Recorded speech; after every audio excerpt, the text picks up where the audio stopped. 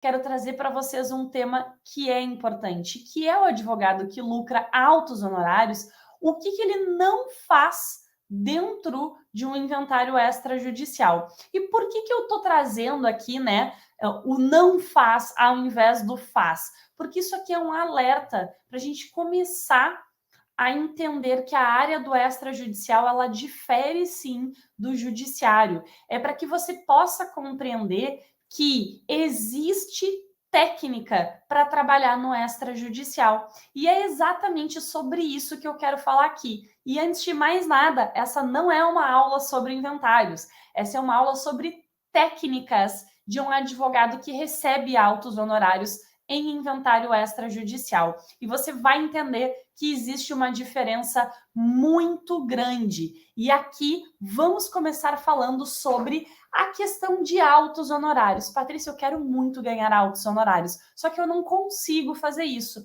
Pois é, quem ganha altos honorários sabe o valor da sua hora, sabe o poder de conhecimento que tem e, consequentemente, sabe como ganhar estes altos honorários, porque ele se conhece, ele conhece o conteúdo dessa situação. Além disso, se você está aqui, você sabe que aprimoramento de técnica é de extrema importância para qualquer área. Inclusive, estava respondendo uma caixinha agora, uma pessoa fez a pergunta sobre uma área de terras que está com a metragem errada, mas a matrícula, que acredito a pessoa tenha dito que seja uma transcrição, é de 1925 e está tudo errado. Eu falei, é claro que está tudo errado. Em 1925, 100 anos atrás, não existia a técnica de medição de terreno que a gente tem hoje. Então, a técnica, ela sempre tem que ser aprimorada. E isso serve para você também, advogado, porque é muito comum a gente achar que, porque aprendeu na faculdade, sabe tudo. É tipo eu, Patrícia, querer falar sobre direito penal hoje em dia, né? Claro, com exceção das opiniões de Instagram e de Google, é difícil de eu sentar e poder dar uma opinião sobre o direito penal ou sobre o direito do trabalho, porque afinal eu não tenho técnicas aprimoradas, eu não estudei especificamente para isso e já faz mais de 10 anos que eu sou formada. Consequentemente, eu não posso dizer que eu detenho esse conhecimento. Aqui é a mesma coisa. A cada mês a gente tem alteração de itens específicos para o inventário. E, consequentemente, se você não faz aprimoramento, se você não estuda, você já está ultrapassado, tá bem? Eu quero trazer aqui dois exemplos. Um deles é de uma aluna querida, Cíntia, aqui do Rio Grande do Sul, que ela trabalha numa imobiliária, ela tem uma imobiliária, e ela acabava delegando o serviço que ela não sabia fazer, e muitas vezes para um advogado que não tinha qualificação, de regularizações, especialmente de inventários, né? A pessoa vinha para vender o imóvel e o imóvel não estava regularizado, necessitava do inventário e ela tinha que repassar o serviço. Hoje, ela consegue fazer esse serviço para o cliente e ela detém esse conhecimento. Hoje, ela ganha na seara advocatícia, mas a imobiliária consegue mais clientes porque já faz esse serviço. Então, ela aprendeu a ganhar altos honorários no inventário e, ao mesmo tempo, auxiliar a imobiliária na qual ela trabalha. Olha que sacada interessante. E a Suelen, que é lá de Santa Catarina, ela, inclusive, não conhecia o serviço de inventário e hoje ela é referência na cidade dela fazendo inventários. Aliás, além de minha monitora, eu já enviei serviço para ela de clientes que estavam naquela cidade e que precisavam do auxílio dela. Então, olha como é importante a gente se tornar referência e a gente compreender a necessidade do que não fazer dentro de um inventário para que a gente possa fazer aí um bom trabalho. E o primeiro ponto que usualmente eu escuto, e aqui vem um ponto do que você não deve fazer, é que o cliente ele só quer resolver o processo no judiciário. E eu até entendo que tu pense desse formato. Ah, o meu cliente ele só quer judiciário. Mas eu quero que você pare para pensar no seguinte: como que o teu cliente vai querer o judiciário? Se ele nem sabe a possibilidade do extrajudicial, normalmente, como que ele vai chegar no teu escritório e vai dizer assim, doutor, eu vim aqui para fazer um processo judicial de inventário. Ele vai chegar e vai dizer, eu quero fazer o inventário da minha mãe, ou eu quero regularizar a casa da minha mãe ou do meu pai. Ele não vai dizer que ele quer fazer um inventário ou que ele quer fazer um processo judicial de inventário. Isso está na sua cabeça. E esse já é o nosso primeiro ponto do que um advogado que ganha altos honorários não faz. Não pressupõe o que o seu cliente quer. Ele não pressupõe que o cliente quer processo judicial. Isso ele sabe que está inerente na cabeça dele como advogado. E aí vem o primeiro ponto que um advogado que fatura altos honorários não faz. É justamente isso. Ele não pensa, ele não conclui antes do próprio cliente finalizar o caso concreto. E muito pelo contrário, ele, além de não pensar no judiciário, ele começa a refletir como ele pode resolver aquilo de forma ágil, célere, sem estresse para si e para o seu cliente e, consequentemente, faturar aí os honorários justos e merecidos por esse atendimento. E aí, um outro ponto que a gente escuta muito, né? Eu, Patrícia, especialmente escuto muito no direct, é a seguinte situação: eu não sei qual a melhor opção para o meu cliente. E aí, a gente sabe que a gente tem muita legislação, que a legislação é esparsa, não está tudo lá dentro do Código Civil, por exemplo, a gente tem provimento do CNJ, a gente tem regramento estadual, a gente tem questões da própria instrução normativa da Receita Federal, a gente vai ter um monte de atos normativos que regulamentam um ato específico e que, consequentemente, a gente não sabe qual seria a melhor opção para o nosso cliente. E tá tudo certo. É claro que a gente ter um manual, um passo a passo para poder resolver é excelente. Aliás, é exatamente o que eu mostro dentro do meu curso e o que eu mostro também lá dentro do CCP, que é o Consulte com a Presser. Mas mais do que isso, eu vou te mostrar tudo isso na semana que vem, no workshop Acelerando os Honorários. Se tu ainda não te inscreveu, o link está na bio ou acessa patriciapresser.com.br. Mas eu te mostro exatamente esse método, esse passo a passo, para que tu saibas o que é melhor para o teu cliente. Esse é o diferencial. E aqui vem um outro ponto que um advogado que ganha altos honorários em inventário não faz, que é deixar a sorte de tabelionato ou judiciário para resolver. Ele sabe o que ele tem que fazer, ele domina o conhecimento tanto do direito notarial, como ele domina também todo o conhecimento que ele precisa da Saizine. Falei para vocês que a gente não vai conversar aqui sobre o regramento do inventário em si, e exatamente por isso eu quero trazer aqui 5 pontos para a gente conversar, que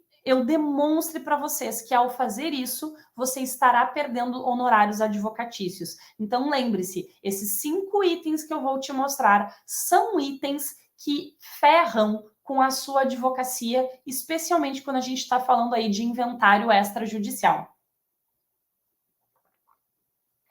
E o primeiro ponto é justamente a situação de achar que o extrajudicial é igual ao judicial. E aí você vai pensar assim, como assim, Patrícia?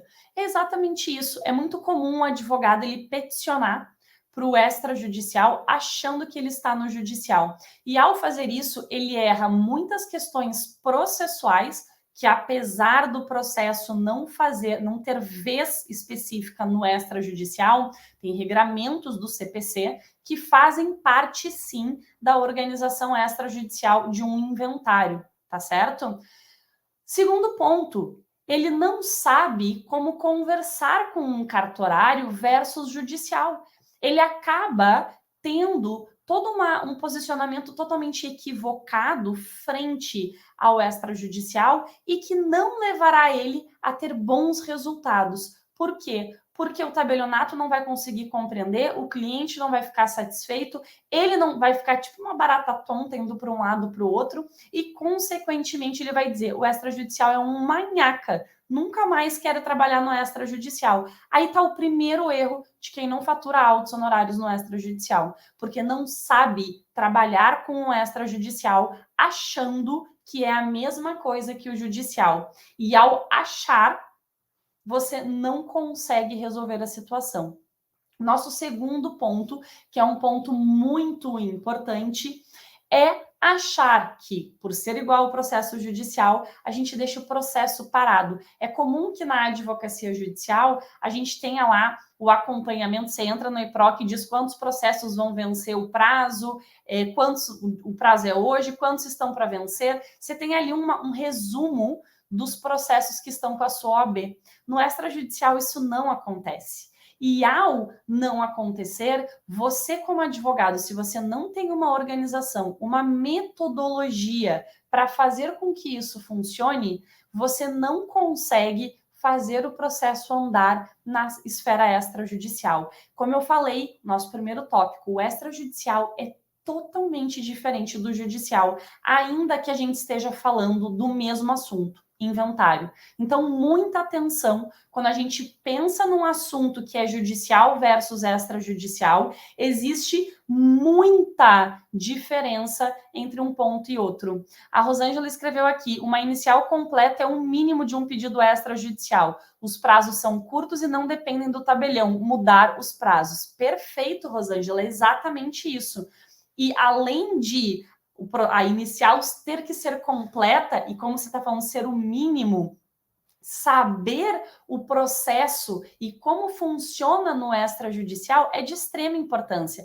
Caso contrário, o processo fica parado mesmo. Não porque o cartório deixou parado, mas especificamente porque a pessoa não sabe fazer o devido acompanhamento junto ao tabelionato de notas. Quando a gente vai aqui para o nosso terceiro ponto, a gente tem um ponto que é muito interessante e que vai aí, a gente está indo numa escadinha, né? A gente está chegando, que é criar problemas com o tabelionato.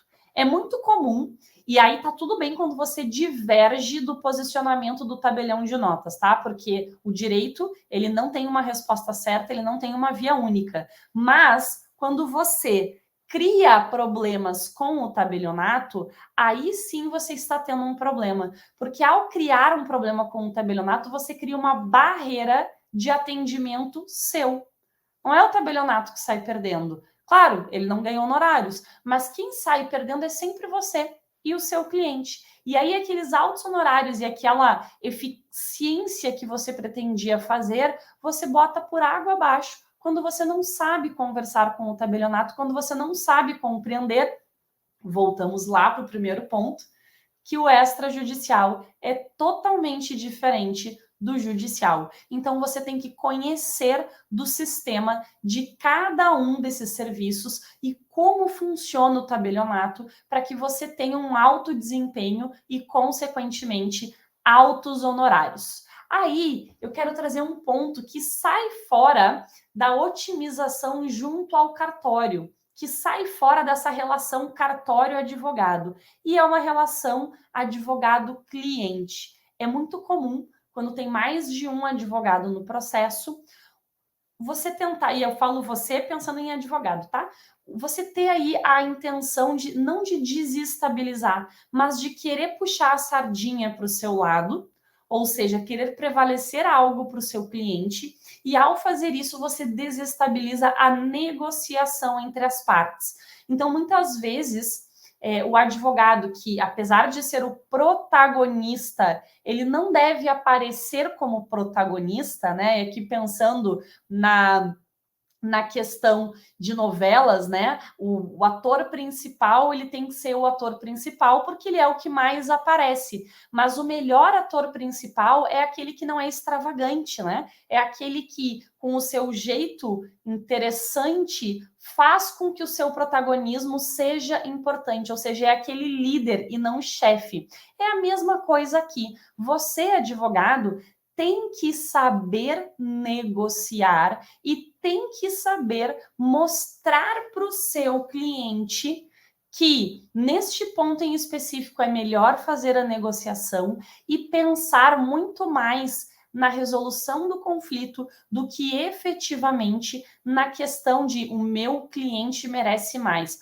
Gente, vamos lá, com devido respeito, todo mundo entende que o seu pai, sua mãe, seu filho, seu irmão, a própria pessoa merece mais do que tem naquele momento. Então, nesse aspecto, isso é um anseio do ser humano como um todo. O que nós temos que saber aqui como advogados é que nós temos que mostrar para o nosso cliente a realidade brasileira. E aí sim, nessa questão de negociação. Eu vi por muitos anos um caso em específico de inventário que o processo estava, isso foi 2012, tá? O processo, o extrajudicial, estava desde 95, 96, 95, 2005, 2015, deu 18 anos, gente. 18 anos do processo no judicial. E aí trocou-se, então, a rede de advogados, né?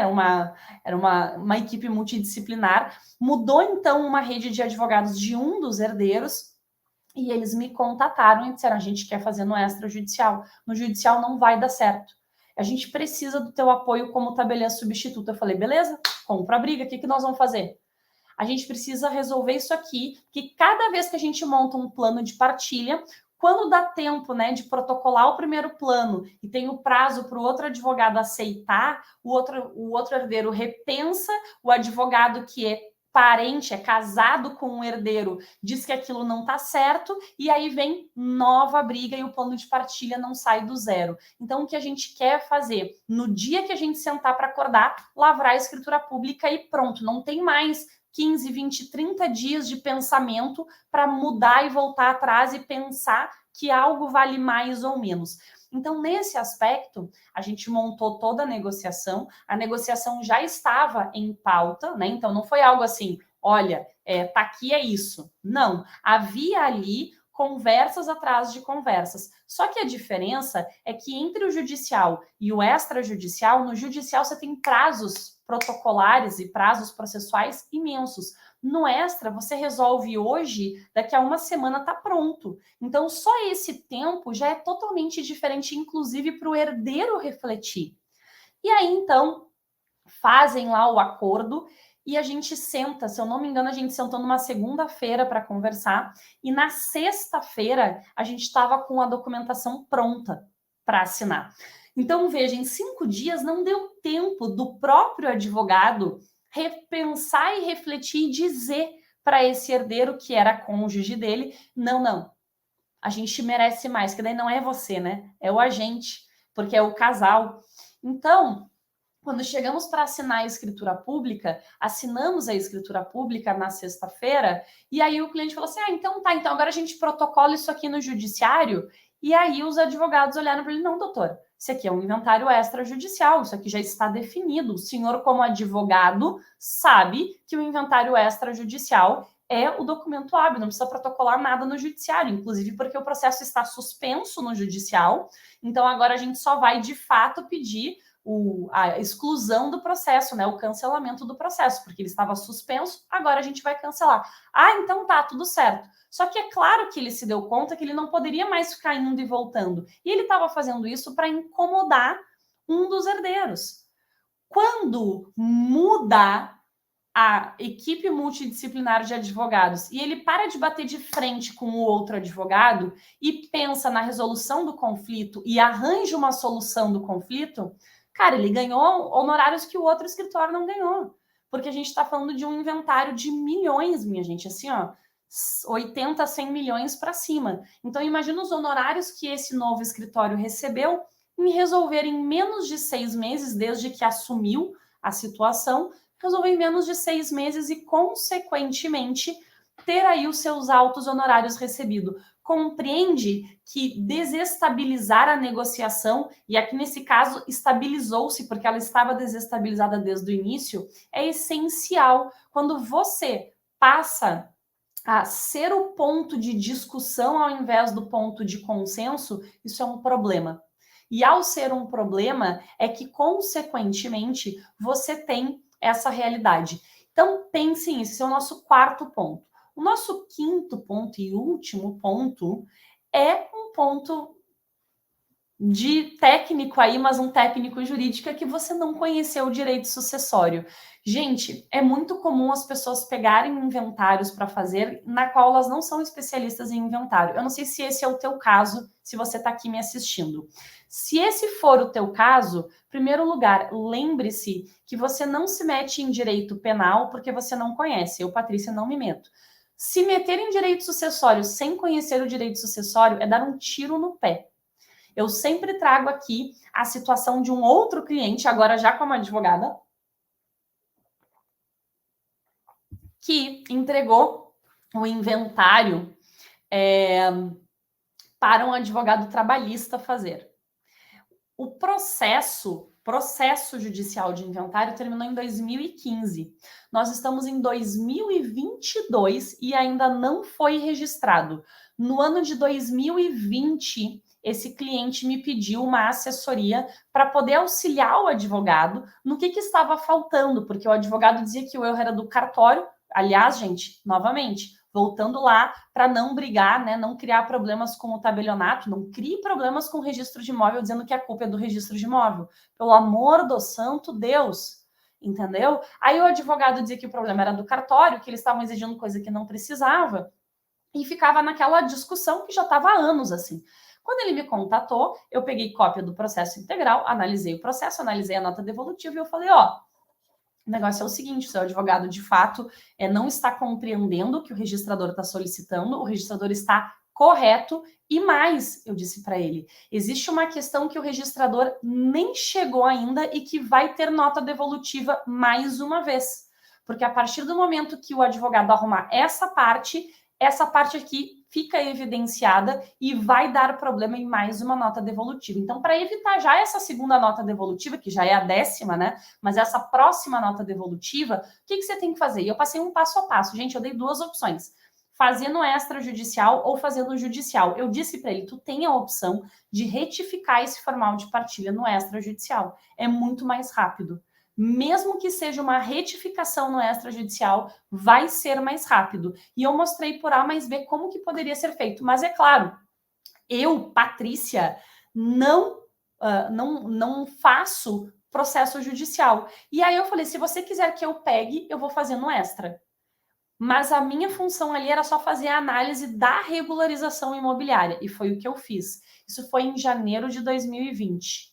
Nós estamos em julho de 2022. Até agora, o advogado na qual ele confiou não resolveu o problema. Gente, isso é o tipo de pessoa que não conhece o direito sucessório, coloca a culpa no cartório, ele não sabe mexer no processo, deixa o processo parado, ele acha que o extrajudicial é a mesma coisa que o judicial, e aqui a gente está falando do registro de imóvel, eu nem estou falando do inventário extrajudicial, e por fim, ele fica desestabilizando a negociação, porque a briga entre os dois herdeiros está desde 2015, minha gente. Desde 2015, os coitados estão lá brigando e querem fazer a extinção de condomínio e não conseguem. Por quê? Porque o advogado não conseguiu fazer o registro do inventário.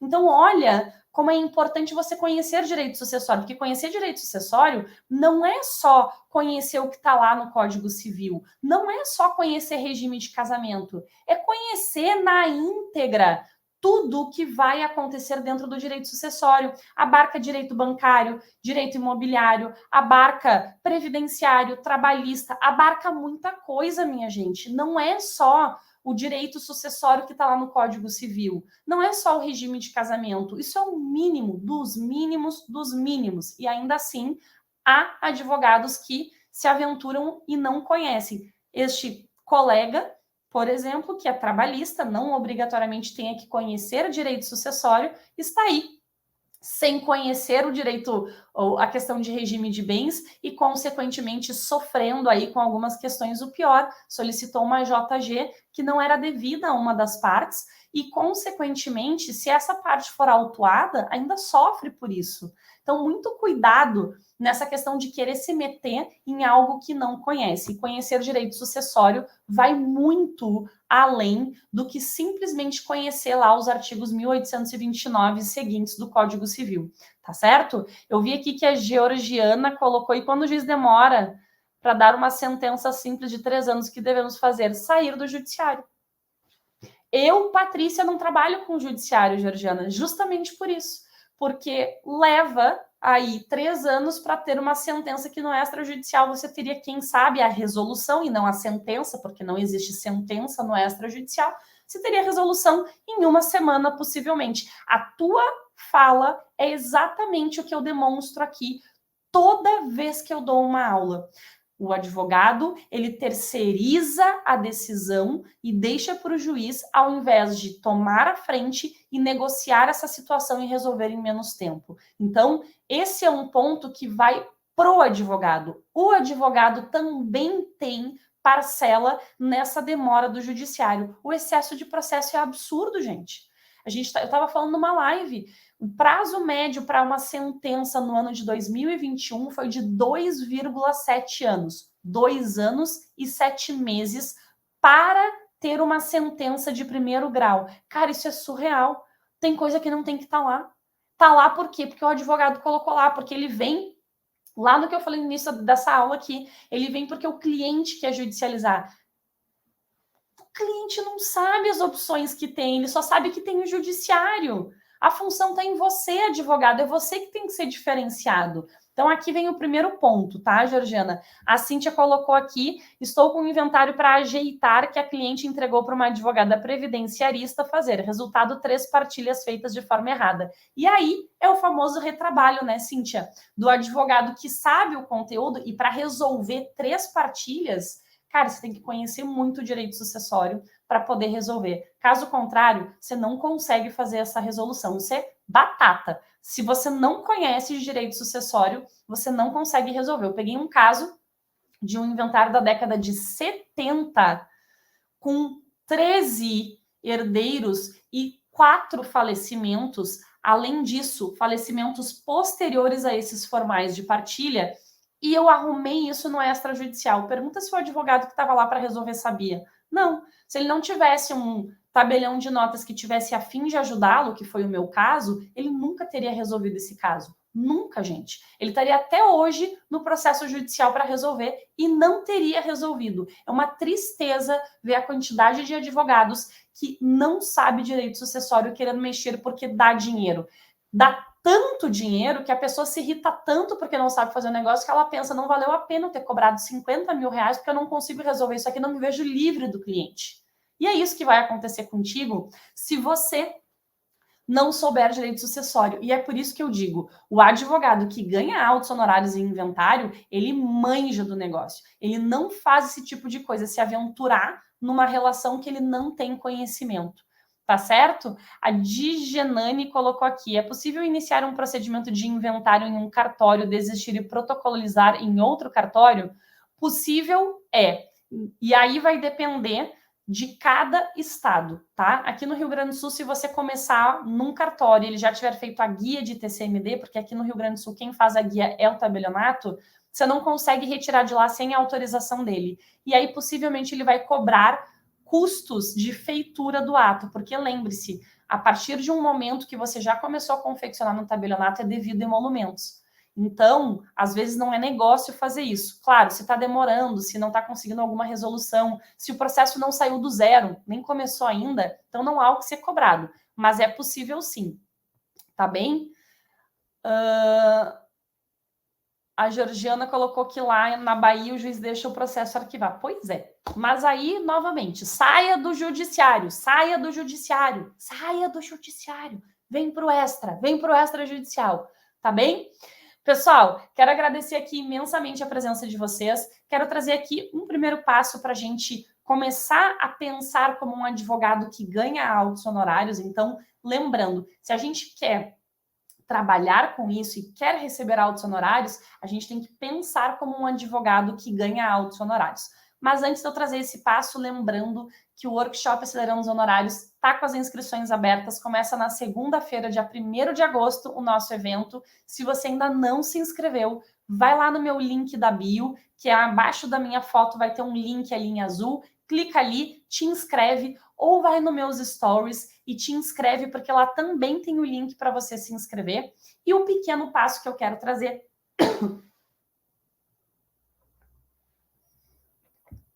é o seguinte: se você não conhece direito sucessório, e aqui eu trouxe um exemplo de o que é não conhecer um direito sucessório, vá com calma e se abebere, né?